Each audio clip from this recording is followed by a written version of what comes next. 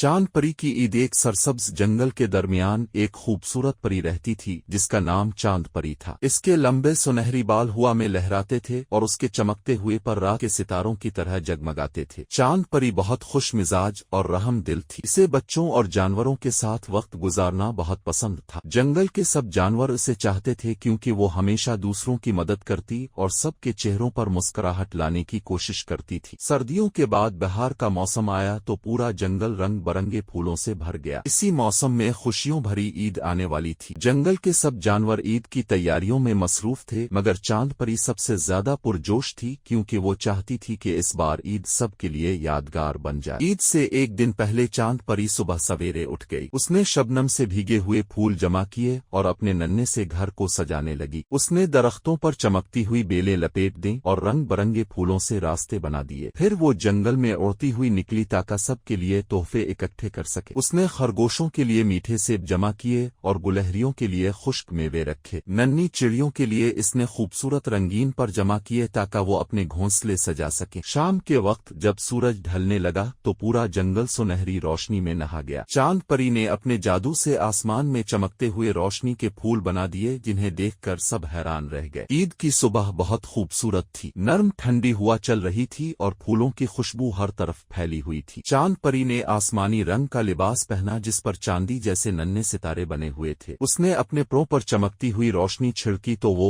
और भी खूबसूरत लगने लगी। वो सबसे पहले जंगल के बुजुर्ग कछुए के पास गई और इसे ईद मुबारक कहा। फिर वो एक एक जानवर से मिलती गई। सब इसके तोहफे पाकर खुश हो रहे थे। दोपहर के वक्त उसने जंगल के बीच एक बड़ी महफिल सजाई। वहाँ फलों से भरे टोकरे रखे गए, शहद से बनी मिठाइयाँ सजाई गईं और मीठे रस वाले मशरूब तैयार किए गए। सब जानवर खुशी से खा पी रहे थे और हंस रहे थे। इसी दौरान चांद परी ने देखा कि एक नन्ही हरनी दूर दरख्त के नीचे अकेली बैठी है। इसकी आंखों में उदासी थी क्योंकि उसके पास नए कपड़े नहीं थे और न ही वो किसी के साथ ईद मना रही थी। चांद परी फौरन उसके पास गई। उसने अपने जादू से खूबसूरत फूलों का ताज बनाया और हरनी के सर पर सजा दिया। फिर इसका हाथ पकड़कर उसे महफिल में ले आए। सब जानवरों ने हरनी को खुश आमदीद कहा और उसके साथ खेलने लगे। थोड़ी देर बाद हरनी के चेहरे पर भी खूबसूरत मुस्कुराहट आ गई। चांद परी उसे खुश देखकर बहुत खुश हुई क्योंकि वो जानती थी कि ईद का असल मतलब दूसरों के दिल में खुशी पैदा करना है। रात के वक्त जब चांद आसमान पर चमकने लगा तो पूरा जंगल रोशनियों से जगमगा उठा। सब जानवर खुशी खुशी अपने घरों को वापस जा रहे थे। चांद परी एक ऊंचे दरख्त पर बैठी चांद को देख रही थी। इसके दिल में सुकून था क्योंकि इसने अपनी खुशियां सब में बांट दी थीं। जंगल के हर कोने में हंसी और मोहब्बत की आवाजें